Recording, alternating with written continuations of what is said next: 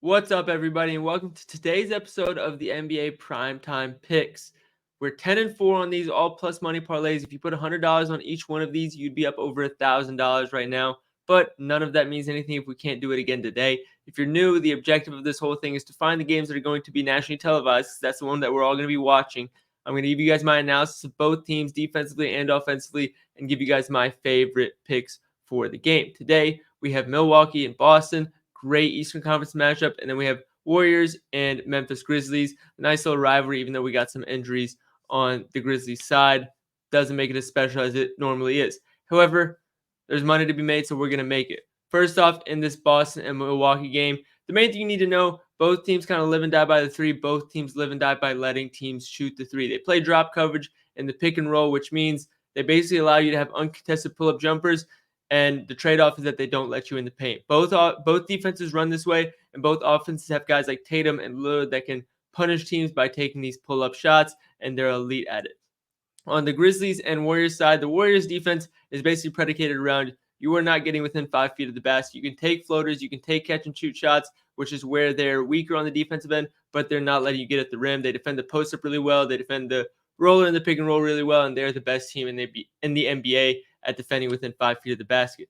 On the Memphis side, they're better than you might think. They don't allow a lot of pull-up shots. They don't allow a lot of shots in the paint, but they allow a lot in the catch and shoot. Their main issue is really just lack of skill on the team. They do have a lot of guys that play defense hard, play defense well. It's just a matter of skill for them. And that's the reason that they've been struggling so much. But knowing this, here are the picks that I found to give you guys on the Warriors and Grizzlies side. I went with Desmond Bane, 20 points. He's going to be the one that's going to be able to punish them, both on the catch and shoot and as well as that short mid-range game where he drives and gets a floater instead of finishing at the basket or trying to give it to Jaren Jackson. And his hit rate on this is beautiful, of course, especially with no Ja Morant. Now, the Bucks and the Celtics game is the one that I really wanted to target because I thought that is where there are much more glaring weaknesses on both sides.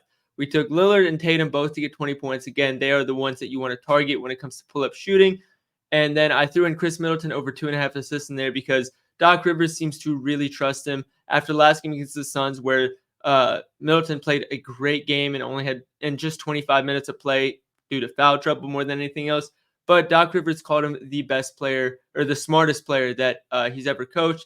And on top of that, you saw him handling the offense or running the offense when it came down to crunch time later in that game. So he already has that trust. He runs the offense well. And I see him having a larger facilitating role in this game while they rely on Lillard more for scoring with Giannis out in this game. So it's 4 picks. We're looking at plus 133. Make sure you guys like and follow if you are going to be tailing this and enjoy the analysis. Usually I have fun graphics and all this stuff so you guys can visualize everything a lot better. But I recorded a long one earlier and unfortunately the audio wasn't working. So hopefully this still does a job for you guys. And if this parlay hits, it's all the same in the end anyway. So again, we're 10-4. We made over 10 units on this. Hopefully we can keep that going today. Make sure you like and subscribe if you haven't already. And I will see you guys next